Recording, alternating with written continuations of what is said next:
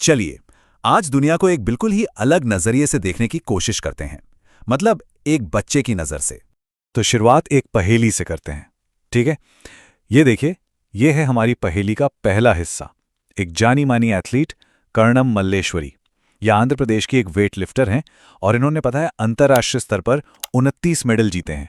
अच्छा, अब पहेली का दूसरा हिस्सा। ये है डेजर्ट ओक, मतलब रेगिस्तानी ओक का पेड़। ये ऑस्ट्रेलिया में मिलता है और इसकी जड़ें ना पानी की तलाश में बहुत बहुत गहराई तक चली जाती हैं। और सबसे मजेदार बात पता है क्या है? ये अपने तने में पानी जमा कर लेता है। और ये रहा पहेली का तीसरा और आखिरी हिस्सा, असम का मशहूर बिहू त्योहार। जब चावल की नई फसल आती है ना, तो उसी के खुशी में इसे मनाया जाता है। तो अब हमारे पास 3 चीजें हैं, एक खिलाड़ी, एक अनोखा पेड़ और एक त्योहार। तो अब असली सवाल ये है कि एक वेटलिफ्टर, एक ऑस्ट्रेलियन पेड़ और असम का एक त्योहार, इन तीनों में भला क्या कनेक्शन हो सकता है? मतलब कौन सी एक चीज है जो इन्हें आपस में जोड़ती है? जरा सोचिए। तो चलिए, अब इस रहस्य से पर्दा उठाते हैं और इसका जवाब ना एक ऐसी जगह छिपा है जहां शायद हमारा ध्यान भी ना जाए।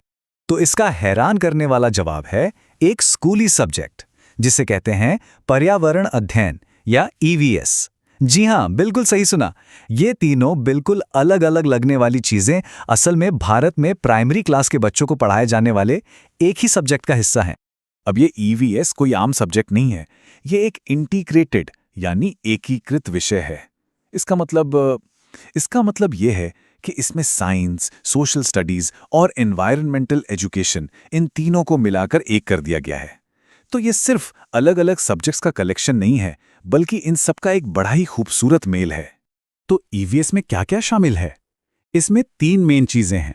एक तो है साइंस, जिससे हम अपने आसपास की दुनिया को समझते हैं। दूसरा है सोशल स्टडीज, जो हमें हमारे समाज और रिश्तों के बारे में सिखाता है। और तीसरा है एनवायरमेंटल एजुकेशन, जो हमें अपने माहौल के प्रति कह सकते हैं जिम्मेदार बनाता है। लेकिन यहाँ एक सवाल दिमाग में आता है ना, कि आखिर इन सब को एक साथ मिलाया ही क्यों गया?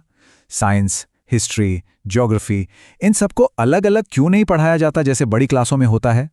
इस सवाल का जवाब हमें मिलता है ईवीएस की सबसे बुनियादी सोच में, और वो है दुनिया को एक बच्चे की आंखों से देखना। ये जो लाइन है ना, बच्चा अपने पर्यावरण को समग्र रूप में देखता है, यही ईवीएस की पूरी फिलॉसफी की नींव है। इसका सीधा सा मतलब यह है कि एक छोटा बच्चा दुनिया को साइंस, हिस्ट्री या ज्योग्राफी जैसे अलग अलग डिब्बों में बांटकर नहीं देखता। हम बड़ों का नजरिया कैसा होता है? हम चीज़ों को अलग अलग सब्जेक्ट्स में बांट देते हैं। ये साइंस है, ये हिस्ट्री है, ये ज्योग्राफी है।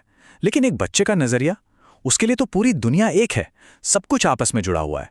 जब वो एक पेड़ को देखता है तो उसके लिए वो सिर्फ बॉटनी का एक टॉपिक नहीं है, वो तो चिड़ियों का घर भी है, फलों का सोर्स भी है और खेलने की एक शानदार जगह भी है। और यही सबसे जरूरी बात है, ईवीएस जो है वो चाइल्ड सेंटर्ड है, सब्जेक्ट सेंटर्ड नहीं। मतलब ये कोर्स बच्चों के हिसाब से बनाया गया है, सब्जेक्ट्स के हिसाब से नहीं। ये उसी तरीके से सिखाने की कोशिश है जैसे बच्चे नेचुरली दुनिया को समझते हैं। तो सवाल उठता है कि अगर सब्जेक्ट्स में नहीं बांटा गया, तो फिर इस पूरे सिलेबस को ऑर्गेनाइज कैसे किया गया है? चलिए अब ये देखते हैं कि इस पूरी सोच को असलियत में कैसे उतारा गया है। पूरा का पूरा ईवीएस का जो सिलेबस है ना, वो 6 मेन थीम्स के इर्द गिर्द बुना गया है। ये थीम्स हैं, पहला परिवार और दोस्त, दूसरा भोजन, तीसरा पानी, चौथा आश्रय मतलब घर, पांचवा यात्रा और छठा हम जो चीजें बनाते और करते हैं। अगर हम ध्यान से देखें तो ये सारी वही चीजें हैं जो एक बच्चे की दुनिया के सेंटर में होती हैं ना। और ऐसा नहीं है कि ये थीम्स बहुत छोटी हैं, इनका दायरा काफ़ी बड़ा है। मतलब ये हमारे रिश्तों से लेकर हम क्या खाते हैं, कहाँ रहते हैं, कैसे एक जगह से दूसरी जगह जाते हैं, इन सभी चीज़ों को अपने आप में समेट लेती हैं।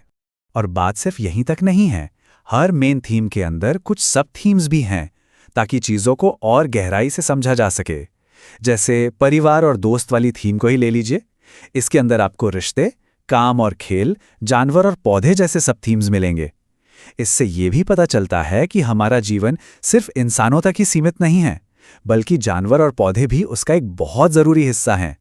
तो चलिए अब वापस चलते हैं हमारी शुरू वाली पहेली पर, और अब इन सारे टुकड़ों को एक साथ जोड़कर देखते हैं कि पूरी तस्वीर आखिर बनती क्या है। ये देखिए, अब सब कुछ एकदम साफ हो जाएगा। कर्णम मल्लेश्वरी, जो वेटलिफ्टर हैं, वो परिवार और दोस्त थीम के अंदर काम और खेल सब थीम का हिस्सा हैं। वो जो डेजर्ट ओक का पेड़ था, वो उसी मेन थीम के अंदर पौधे सब थीम में आता है। और बिहू त्योहार, वो भोजन थीम के अंदर किसान और भूख सब थीम से जुड़ा है। देखा, अब सब कुछ कनेक्ट हो गया है ना? तो इस पूरे तरीके का असली मकसद क्या है?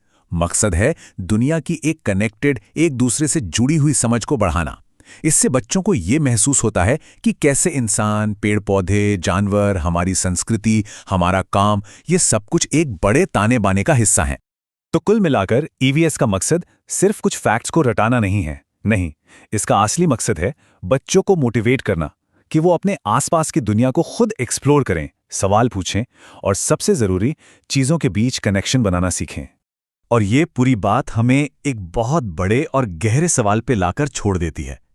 जरा सोचिए, अगर हमारी एजुकेशन की बुनियाद ही चीजों को जोड़ना सिखाए, तो क्या हम भविष्य में एक ऐसी दुनिया बना सकते हैं जो खुद भी ज्यादा जुड़ी हुई हो?